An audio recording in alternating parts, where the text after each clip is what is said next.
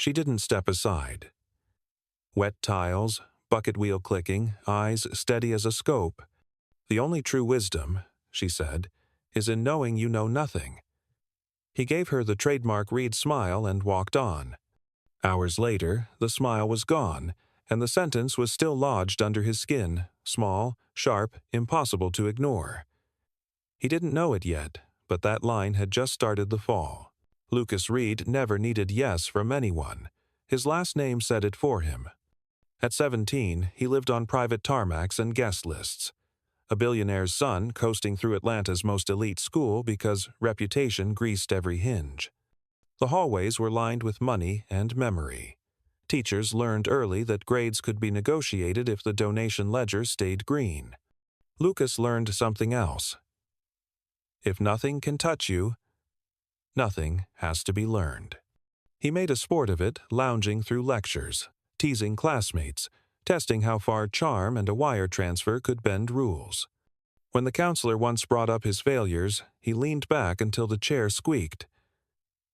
I could buy this school. What grade changes that? The line traveled faster than any homework ever had. No one challenged him. Why risk the Reed check? At home, performance met granite. Charles Reed, self-made tech king, voice like a verdict, didn't shout. He carved, "You're an embarrassment.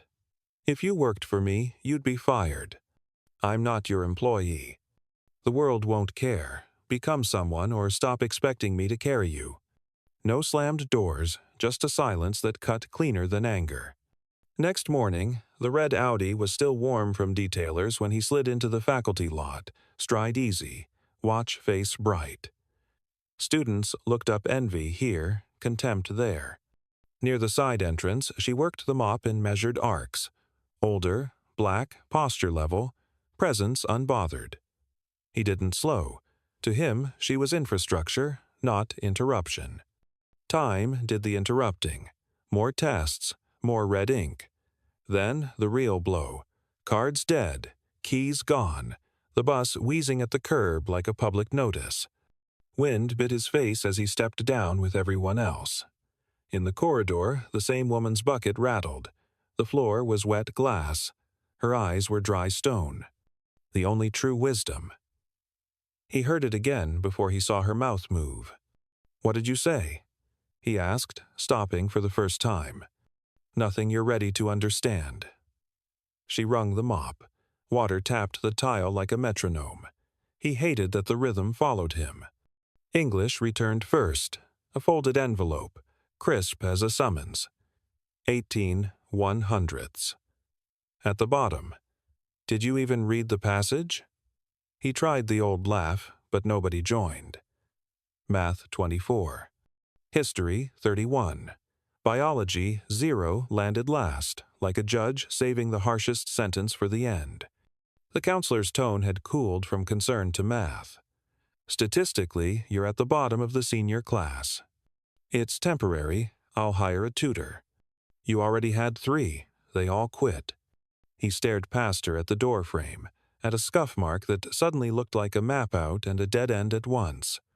Out in the hall, the day moved without him. He caught sight of her again near the cafeteria. Clearing a soda spill, students kept stepping around. They avoided the mess, not the person fixing it. That detail hooked him harder than he wanted to admit. She looked up first, no smile, no challenge, just that steady regard that makes a lie feel heavy. "Why say that to me?" he asked. "Because you heard it," she said, and turned the bucket. The wheels clicked away like a countdown. Night stretched long over the 18/100ths until the numbers blurred and the sentence remained. He wasn't afraid of failing anymore. He was afraid of never learning why. Morning came colder. He didn't practice the smirk. He didn't reach for keys that weren't there. He walked past the counselor's door, past the portraits, toward the wet sheen at the end of the corridor where the bucket was already parked. "I don't know anything," he said when he reached her. "Where do I start?" She set the mop aside and tapped the floor with the handle once. "Start low. Everything real is built there." He took the long way out of the counselor's office, shoulders squared to look unfazed, feet choosing the back corridor to avoid eyes. Near the cafeteria, the bucket wheels clicked. She was there, calm, steady, wiping a sticky arc of soda from the tiles. He stopped. "You quoted Socrates," he said. "I looked it up." She rose slowly, drying her hands on her apron. "And you remembered." "It stuck," he admitted. "Kind of strange to hear from a janitor." She folded her arms, not hostile, just precise. Stranger still, when a boy with every door open can't pass a reading test. It landed. He bit the inside of his cheek. "You used to teach." "Not only philosophy," she said. "Life took the titles, not the skill." "Then teach me," he said. "Please." "One condition," she replied. "Leave your name and your pride at the door. Start at the floor." He nodded. "I can't keep failing." She handed him a spiral notebook.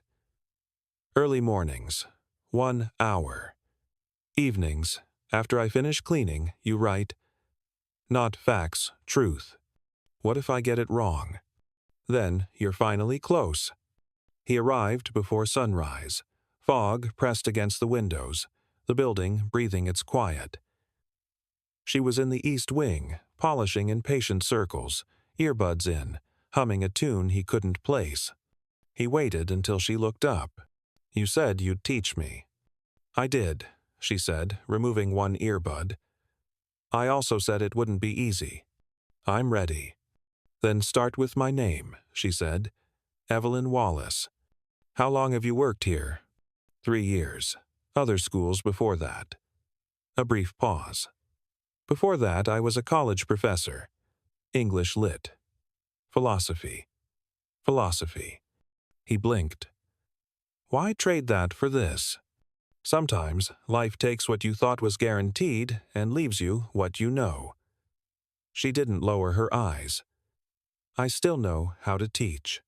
For the first time, he recognized strength without title. "Where do I begin? I tried to read last night. I don't even know how to start." "That's the first useful admission," she said. "Pride tells you already know. Learning begins after you say you don't." She tapped the notebook. "Meet me here every morning. After hours, you write what you understood and what you felt. No grades, just honesty." He opened to the first blank page. It looked less like paper and more like a dare. "What if I fail again? Then you'll be working." Days formed a rhythm. He showed up early. Evelyn didn't lecture. She questioned. "What did the sentence make you feel? Why does that character choose silence? What does courage sound like, not say, sound like?"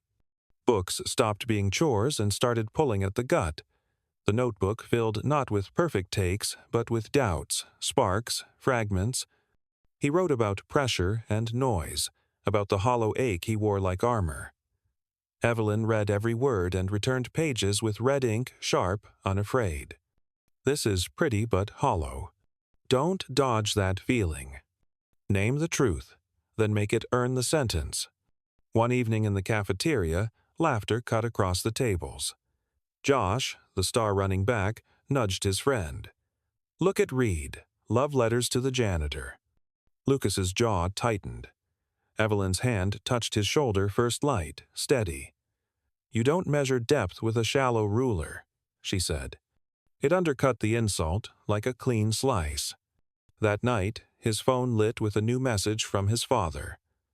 Records updated. "One last warning.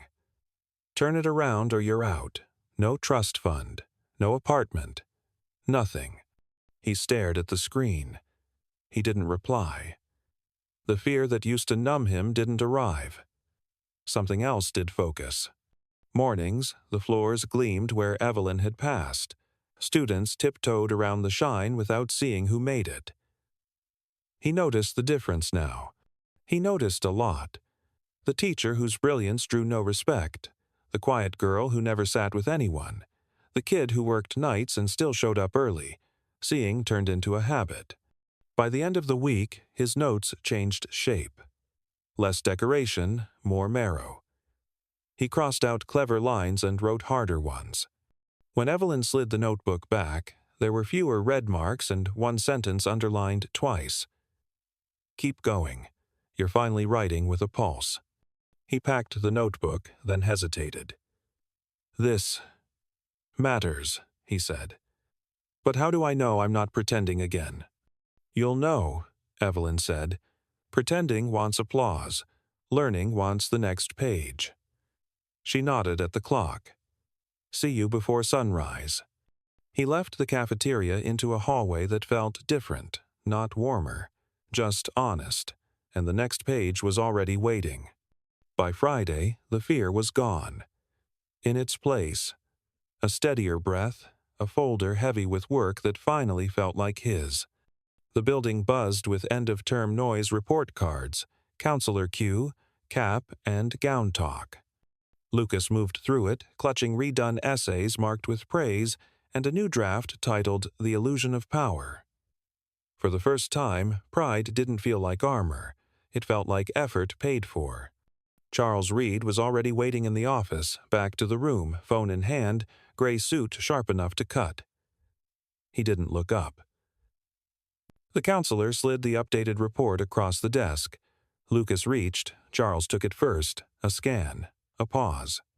Better grades, still imperfect, paired with comments that sounded nothing like the old Lucas, shows initiative, participates. Significant change in attitude. The folder closed with a flat snap. This is your idea of progress? Charles asked. I'm trying, Lucas said. With who? The question was a searchlight. Your last tutor quit. Silence stretched. Then Lucas chose it. Evelyn. The janitor. A dry laugh. You're joking. She was a professor, Lucas said. English, philosophy. She is a janitor, Charles cut in. That's the only detail that matters. Heat rose and steadied in Lucas's throat. Charles stepped closer, voice lowered to a warning. You are embarrassing this family. You're wasting time with people who have nothing to offer. She sees me, Lucas said, the words arriving before he could soften them. You never did. The room tightened. Charles's face set. Keep down this road and you lose everything. No car, no money, no name. Don't test me. The sentence burned. He tasted the risk, then spoke anyway. Maybe I have to lose it to find out who I am. Charles didn't answer. He turned and left. The week that followed ran colder. Lucas spoke less, worked more. Students noticed. So did teachers. Whisper threads pulled tight. Obsessed with the janitor, lost his mind, playing poor. Josh, the running back, posted a clip of Lucas and Evelyn at a table after hours with the caption, Lessons from Losers. It bounced around phones like a dare. Lucas didn't flinch. He printed his essay and pinned it to the reading board with his full name beneath a single line. Learning doesn't make me weak. Ignorance does. By morning, the paper was gone. The sentiment wasn't. Monday arrived, quiet rain finished, sky a flat gray. Lucas came early with a coffee in one hand and the notebook in the other. He found Evelyn in the back hall near the old science wing, mopping in unhurried strokes. You're bringing peace offerings now, she said, one eyebrow raised.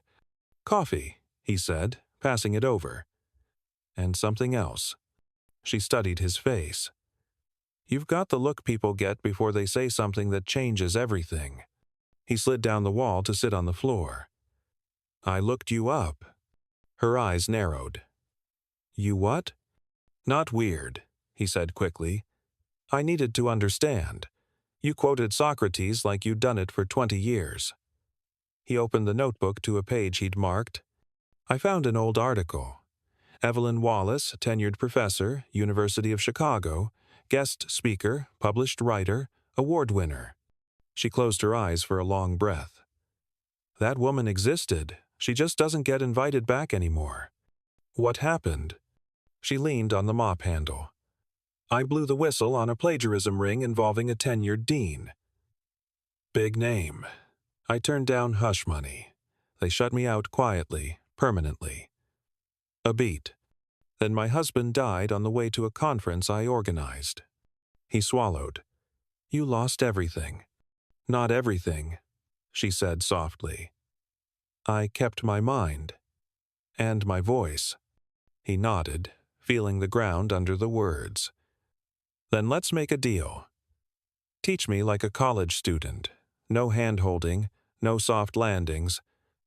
I don't want the shortcut. I want the work. She searched his face, no defiance, no pose, then asked, Your part? I don't quit, he said. I fail. Rewrite, try again. Whatever it takes. Evelyn didn't speak for a moment. Then she set the mop aside and offered her hand. That night, he opened a new page and wrote the first sentence he was afraid to write. In the margin, Evelyn circled it twice and left 2 words that mattered more than any grade. Keep digging. Evelyn's hand was steady when she took his. No contracts, no rules, just truth. By Monday, the pace had shifted. The plan she built didn't involve tests or grades. It was a blueprint for seeing the world differently. Baldwin, Hughes, Morrison. Lucas read them not for homework, but for survival. The reflections he wrote each night weren't essays, they were mirrors. He challenged ideas, systems, even himself. Every evening, he handed her the notebook. Every evening, it came back heavier with questions that pierced deeper than answers ever could. The rest of the school had no clue. To them, Lucas was just trying harder. But beneath the surface, something else was brewing. One night, Lucas walked in with someone new. This is Priya, he said. Biology class. She needs help writing. Evelyn smiled faintly. Looks like we've got ourselves a class. Word moved in whispers. More students came quietly at first, then in 2s and 3s drawn by the rumor of someone actually teaching without judgment or a red pen. They took over the abandoned library. Tables covered in open books, heated debates spilling into laughter, and sometimes silence that said more than words could. It was beautiful. And dangerous. One afternoon, Evelyn was called into the office. The assistant principal didn't waste time. Miss Wallace, we've had concerns. Parents are asking why their kids are with janitorial staff after hours. I'm teaching, she said simply. You're not certified here. It's not in your job description. Evelyn didn't blink. Neither is saving a kid's life, but I've done that too. The conversation ended without an answer, but the threat was clear. When Lucas heard, his fists tightened. They told you to stop? Yes. That's insane. You're helping. That's what systems do, she said quietly. They don't attack what's broken. They attack what's working. Then I'll go to my dad. I'll go public. Not yet. Her voice cut sharp. If you speak, it has to be your voice, not his name. Yours. Winter settled over Atlanta. Fog clung to the mornings. The halls were darker, but something brighter was burning inside Lucas. One morning in the unused library, Evelyn sat across from him, fingers resting on a closed book. I'm listening. The secret isn't grades or diplomas. Real learning is transformation. Most people study to pass, to survive, to repeat what they've been told. But you don't change like that. You change when something inside you breaks, then rebuild stronger. She slid the book across the table, blue binding worn, margins alive with handwritten notes. This saved me. The Souls of Black Folk by W.E.B. Du Bois. I read it when I lost everything. It brought me back. You're giving me this? I'm trusting you with it. Why me? Because when I first saw you, you weren't arrogant, you were drowning, and you still wanted to live. Lucas held the book like it might vanish. I'll read every word, and I'll write something real. For you. At the door, mop in hand, Evelyn turned. Next time someone asks how you're doing in school, don't say improving. Say becoming. He stayed in that library long after she left. The book in his hands. Not fear in his chest, meaning. In the weeks that followed, he walked differently. Not as a prince expecting the hall to part, but as someone awake. Teachers noticed. So did students. One day in history class, he raised his hand. Can we talk about why the textbook treats slavery like a footnote? The room froze. Where'd you hear that? Du Bois, Baldwin, and a woman who knows how to teach. No one replied. Lucas wasn't just learning. He was starting to see. Lucas began to notice the invisible ones. The quiet girl who always ate lunch alone. The boy who worked 2 jobs after school yet never missed a morning class. The teacher who could deliver lectures that lit minds on fire but never got the respect she deserved. Once you truly learn to see people, you can't unsee how many are ignored. With Evelyn, the days had a rhythm. Mornings of sharp questions, evenings of writing. His essays stopped being assignments, they became declarations. She corrected them with no mercy. Don't just say it. Mean it. This sentence is pretty but hollow, rewrite it with your soul. He rewrote. And rewrote again. It wasn't arrogance anymore that kept him from caring what others thought it was knowing, finally, who he was becoming. Students trickled into the library one by one. Priya brought her cousin. Josh's little sister came after hearing rumors. The forgotten room turned into something like a rebellion. 10 chairs pushed into a circle. Books stacked like bricks. They read Baldwin, Morrison, Hurston. Words became weapons. Quotes turned into rallying cries. If you are silent about your pain, they'll kill you and say you enjoyed it. The function of freedom is to free someone else. It was beautiful and dangerous. One rainy afternoon, Evelyn was summoned to the office. The assistant principal's voice was all business. Miss Wallace, there have been complaints. Parents want to know why their children are with janitorial staff after hours. I'm teaching. That's not your role. Maybe it should be. Miss Wallace, stop. Or we'll make you stop. She left without another word, back straighter than when she came in. The next morning, Lucas found out. They're shutting you down. They're scared, she said simply. Of what? Of someone with no power teaching others how to have real power. I'll tell my dad. Go to the board. I'll make noise. Not yet, she said, resting her hand on his shoulder. Your voice has to stand on its own, not as a reed, but as Lucas. He nodded, but the storm was already breaking. That afternoon, he walked into the garage, soaked from the rain, holding his first A of the year, an essay titled The Courage to Unlearn. The teacher's note read, "You've found your voice." "Dad," he said, finding Charles beside a new electric sports car. "I want to show you something." Charles scanned the paper. Raised an eyebrow. "Is this a joke?" "It's my essay. From English. This is a diary about feelings, not academic. It's about growth." Charles tossed it onto the passenger seat. "Who taught you to write like this?" Lucas hesitated. "Evelyn."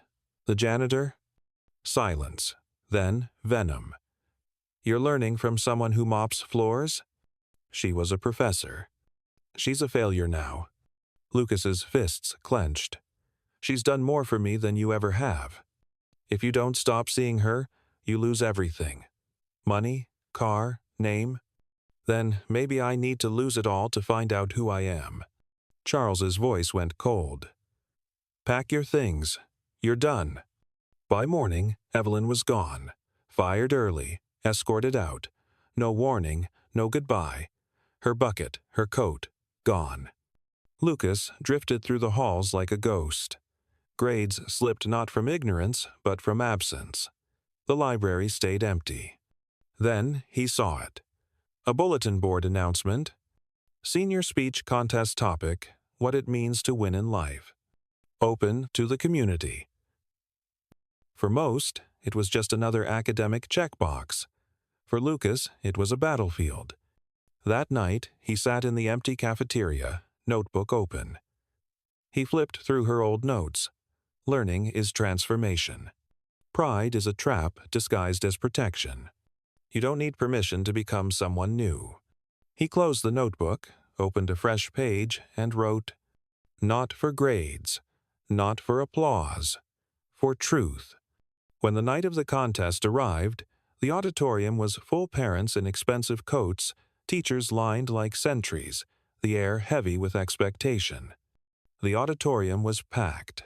Parents in tailored coats, students in crisp suits, college scouts scribbling notes in the back. Behind the curtain, Lucas stood in plain navy and dark jeans. No designer labels, no family name on display, just him and his story. His name was called. He stepped into the light. The room went still. "My name is Lucas Reed," he began. "Some of you know me as the kid who wasted every chance, who failed, who didn't care.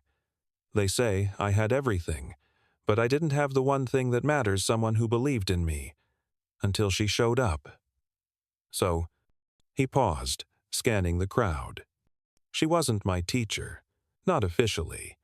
She had no office, no title, just a mop in her hands and a mind sharp enough to cut through my pride. She taught me to read between the lines in books and in life. She didn't just clean the floors of this school. She cleared the fog in my head. The air shifted. But she was fired, silenced, because systems don't like it when someone from the bottom starts making a difference. So today, I'm not here to impress you. I'm here to honor her. He held up a worn notebook. She told me learning was transformation. That winning isn't about being rich or powerful. It's about becoming someone worth remembering. She's not here tonight, but she's in every word I say. So what does it mean to win in life? It means waking up, letting go of your name, finding your truth, and using it to lift others. One clap, then another. And then the room erupted, standing ovation, cheers, tears. From the back, a woman in a headscarf wiped her eyes and smiled. Evelyn. She had come quietly, just to see him shine. And Lucas wasn't a Reed that night. He was his own name. The speech spread fast, first among students, then alumni, then the press. Billionaire's son credits school janitor for saving his life. The headline traveled farther than any Reed Corporation deal. Offers poured in for Evelyn guest lectures, interviews, a teaching position. She took the last one. Not because of a resume, but because the truth could no longer be ignored. Lucas passed every class, not with pity, but with purpose. He turned down Ivy League schools and chose a small college focused on social justice because, he told reporters, "I want to teach the way she taught me and build a place where no one has to ask to be seen." Months later, Lucas knocked on Evelyn's modest front porch. She opened the door, surprised. He handed her an envelope inside, his diploma, college acceptance letter, and a handwritten proposal. "I want to start something," he said. "A center, a place to learn with honesty, depth, and no shame. I want to call it the Evelyn Institute." Her eyes filled. "Why me?" "Because everything I am now started with you. Only if we do it together," she whispered. "Always." The Evelyn Institute opened in a repurposed community center. Kids who'd been written off now had second chances. Evelyn taught with books and freedom. Lucas ran programs but never stopped learning. One day, a shy 1-2-year-old handed Evelyn a notebook. "This place made me feel smart for the first time," she cried. So did Lucas. Even Charles came to the opening. He stood quietly in the back, listened to his son speak on justice and humility. Outside afterward, he said, "I didn't expect to cry." "I didn't expect to forgive you," Lucas replied. They hugged not as father and heir, but as two men still trying. Years later, Lucas stood on stage accepting a National Education Award. They said I failed everything until I learned one truth. Greatness doesn't come from being seen. It comes from seeing others. And sometimes the person who teaches you the most isn't in a suit they're holding a mop, quoting philosophers when no one's listening. Her name is Evelyn Wallace. She didn't just save my grades, she saved my soul.